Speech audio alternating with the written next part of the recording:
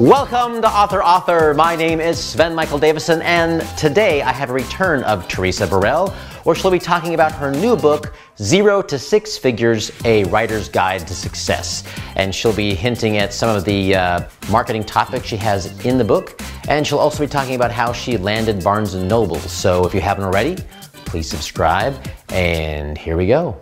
Welcome to Author. My name is Sven Davison. I'm here with Teresa Burrell and Persimmon. And we're here to talk about your new book, 0 to 6. And I'd like you to, if you could, describe it to me, what it's about and the inspiration for it, and we'll go from there. 0 to 6 Figures is a marketing book for writers. I actually was able to get to that point, go from 0 with my writing to a 6-figure income. And I know that I've had so many authors and writers just email me, call me, ask me what I'm doing, and so I decided to write a book about it. I've been teaching a class at Southern California Writers Conference for the last year and a half at each one of their conferences, so with the same title, and it always gets a good turnout and good response, so that was time to put it on paper. Nice. So it's marketing focused, so how you can actually market yourself and... Exactly. Okay. Hopefully other people can follow what I've done and have the same success. And are there any marketing tips you're willing to share here? I mean, I know they should buy the book, but... Yeah, buy the book. First tip, buy the book. You know, there are some things everybody knows. They sometimes need to be hit over the head with them, but step one is to write a good book. Without that, you can't do anything. So it doesn't mean you have to write a great book. It just has to be a good book. A good book with great marketing is going to make you a lot more money than a great book with poor marketing. One thing I would suggest is wherever you're at in your writing, right now, start to get your name out there. Start to get on social media if you're not already doing that. Start to collect emails. Whatever you're doing, get emails from readers. It'll really pay off down the road. For somebody who hasn't, I guess, even released a book yet, should just start with social media, and then is there any social media you prefer over others? Or? Yeah, I've tried a lot of them. In fact, there was a time when I had everything going, which I would not recommend. Every single social media site I could find I was on, but there's no way to keep those up. Facebook has worked incredibly well for me. Meeting new people and reconnecting with people I knew in the past. And I'm old, so I have a long past, but it's amazing how many people you can get in contact with, and many of them will find out you're a writer and they want to read what you have. Do you run ads? I do run ads. I have a whole section on ads in the book. It's one of the steps. Okay, I gotcha. But ads are important. It's not a way to do this for free. It does take some money. It's a business. It has to be approached as a business. That's one of the most important tips I think people need to keep in mind. If they want to earn money at writing, they've got to treat it like a business or a career. In my experience, a lot of people feel like social media is, you just do some social media and kind of let it run for you. But would you say meeting people in person is just as important? I think it's more important to show up in public. Okay. I've spent a lot of my time appearing in person. I do a lot of events, as many as I can.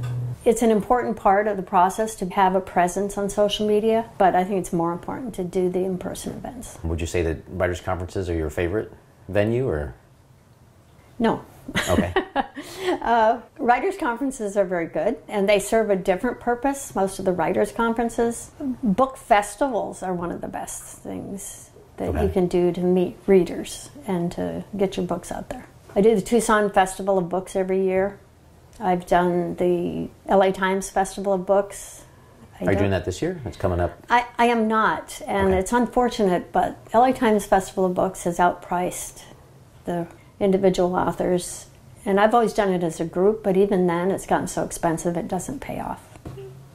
Most people have to look at a budget when they're doing marketing, but I've done Chicago Printers Row, I've done the one in Atlanta, Decatur, and I've done the one in Nashville, I've done one in South Carolina. Those are some of the biggest book festivals around the U.S. Do you go internationally at all, or have you stuck just to... I have not, but I would love to. Okay. Is it on the plan? It is on the plan, yes, okay. Absolutely. And I noticed as we're talking here, you have some amazing earrings. Is that part of your marketing strategy? Do you actually sell merchandise around your books? I do not. My sister makes these for me. I told her she should market these because a lot of other writers would love to have them for their book. I mean, this is my book, and I have a set that's a full ring with all my books on them. When you have 26 books, though, what's this? What are the earrings going to look like? Well, you know, she was doing them. She's done different kinds. She's done some in a row. When I got to 8 books, I thought that's just too many to do in a row. I said, well, put 4 on one side and 4 on the other because they don't have to match. They're a set. They still go together. But even 13 on each side is going to be a little too much. Would you go for a necklace at that point? I mean, it's like I don't like necklaces a lot, so I don't wear them very much. So would you go for a book tiara? Now that's an idea. Okay. That's an idea.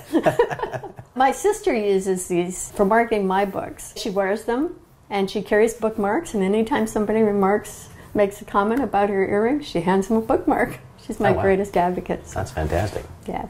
Started right away learning how to market my book. I managed to get into Barnes & Noble. They have a small press department, and you have to petition them just to get on the list so that the community relations managers will consider you. Did you talk to the CRM directly, or did you talk to, like, say, a local bookstore and write them a letter, or you walked in, you knocked on the door and said, hey, look at me, this is my book, look at my earrings. I mean, Yeah, exactly. Yes, all of that. I did. Initially, you have to go through the main department. You write them a letter, and you get approval. So I did that, and that was quite a process. It took a while. I don't know if they still do that now or not. That was like in 2009, so... Mm-hmm.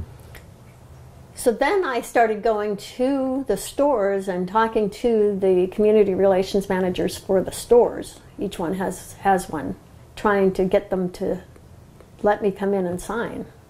And I kept getting a lot of rejections. I said, people come, if you're not a big known name, you might sell 5 books, and it's not worth your time, it's not worth our time. After about 5 of those, I decided, okay, I got to do something different here. So I met with another community relations manager. I said, look, I'll come on Friday morning, I'll stay till Sunday night, order 100 books, and I'll stay here till they're sold. And she started laughing. She said, you're not going to sell 100 books. So I reached in my pocket and I pulled out my credit card and I handed it to her and I said, buy the books, give me a shot. If I don't sell them, I'll buy them back at the retail price. And she kind of stopped laughing then, and she said, you have that much confidence? And I said, I do. Reality is I had no clue. I'd never done anything like that. So I like this, though. You're doubling down. This is great. Right. It's like, but I got it. So she said, look, I'll put you on the schedule, and I'll order 20 books. So that was my first one, and I sold 20 books in a little less than 2 hours. And how did you do that? I mean, did you walk the store, or did you... Stood at the front of the store. They had a table up close to the front, and when people came in, I would engage and start talking to them. And if they didn't read the kind of book I was reading, I didn't waste their time. I told them what I was doing, and it was just really a matter of being myself and talking to people and telling them what I was doing. It was my first book, and a lot of people will try you. Did you engage anybody who walks in the door, or did you feel like, there's a certain age or a certain type of person you're going for, or... I mean, I always figure Girl Scout cookies are going to hit everybody. Yeah. But are you hitting everybody, or just... I kind of did at first, until I learned who buys books. Older women buy books. Men, not so much. Older or younger? They just older don't or buy younger, books. doesn't matter. Well, they may come and buy books, but they already know what they want. As a rule, kids I didn't talk to, because obviously they're not going to buy books and it's not for their age. So I would talk to anyone if there was no one else there. But if 3 people walked in together or walked in at the same time, I would try to engage with the older woman. And then I did some research after that. After I started doing that a few times, I did some research and I found out that women are the ones who buy the books. Yeah. They seem to read too. I don't know. Yeah. Men don't read anymore, or they just look at trade journals or something like that, or whatever business they're in. But I have a great story though. Once this woman came in to Barnes & Noble. I think it was in the desert, Palm Desert. And she came up and she looked at my book and she goes, wow, this is really great. And I'm talking, I'm explaining what it is. And she says, oh, I love that. It's my favorite kind. Oh, I really would like to buy this book. And then she set it down and she walked away. And some other people came up, so I didn't think any more of it. A little while later, she came up carrying another book she just bought. And it was a Lisa Scottolini book. And she said, could you sign this for me, please? I looked at it and I said, ma'am, I'm not Lisa Scottolini. And she goes, I know, but she's not here. So, wow, any author will do. Exactly, I guess. Oh, it was pretty funny. Did you tell her that if she bought your book, that you'd sign Lisa's and yours? I know, I thought about that, but I was so dumbfounded. I was just really shocked. You sold the first 20. Did she come back and say, okay, let's try for 100, or did you up the ante, or what did you do? I did. I upped the ante. I said, okay. So I said, now can I come back? And she said, yeah. She put me on the schedule for about, I don't know, it was maybe 3 months later or something. And I said, will you get 100 books? She said, okay. Now we did it. And how long did it take you? It took me the weekend. Okay. I was there for the weekend. So you got to sit there from, Saturday morning until Sunday night? I came on Friday morning. It was 3 days usually. Okay. And then I did that for 3 years in Barnes & Nobles and The Borders. same Barnes & Noble? No, all over. Okay. Southern California mostly, some Nevada, Arizona. So if you're hitting other bookstores, are you saying, call up the CRM, they'll vouch for me kind of thing, and then you get the door open for you? Or? Yeah, she volunteered to write a letter for me. I told her I was trying to get into another place. She says, I'll write a letter for you. That was really nice. And that really opened it up. I was able to get in anywhere. The CRM in one of the LA stores, he was a real stickler, and he said, you got to sell every single one. I expect you to sell every single book. I was really kind of nervous about it because I figured, the worst that can happen is I'm going to have to buy them. But I was there till about 8 o'clock on Sunday night. And wow. it was getting really, sparse with customers. There weren't very many coming in by then. And how many books did you have left at that point? I had one. Oh, okay. All right. No, I had two. I had 2 books left. Woman came up, and she was on a limited budget, and she couldn't spend very much, and she had already bought a book, and she said, I can't buy more than, I think she said, one a month or something, or maybe a week, I don't know what it was. I said, oh, okay, and then I thought, I got to sell these books, so I'll just go buy it for her, right? I want to get out of here. I said, look, I'll tell you what I'll do. I'm going to buy these books back anyway, so let me buy it for you. And she says, oh, I can't have you do that, honey. This guy was standing not far from there, and he walked over and said, let me see that. He picks it up. He takes both books, went up to the register, bought the books, and came back and gave one to her, and he took the other one. Wow. Had me sign them. So that was really nice. That's great. There's still a lot of nice people out there in the world. Yeah, nice to know. And this was in LA. Yeah. Even harder to find nice people. I know. And do you still do bookstores like you used to, or is that kind of over? I do not. I did that for 3 years. Okay. And like I said, almost every weekend, and from Black Friday to Christmas Eve, I was in the bookstores every day. Wow. For 3 years. Because those were big months. I sold a lot of books in that time. But that's very tiring, and it's just I'd have to start the process all over again, and yeah. Most of the CRMs I knew are gone, so I don't know if I could even do it today. Yeah. But I don't have any desire to. It's too much work. And you have to have lots of traffic. Okay. Because it's not, even though they're there to read, or to buy a book, but you're not hitting every, there's lots of genres in the bookstore that they may not be interested in what you have. So if you don't have a lot of foot traffic in a store, it's not very effective. And it's the reason I don't really do independent stores, because there's just not enough foot traffic. I don't really have any interest in writing nonfiction. Okay.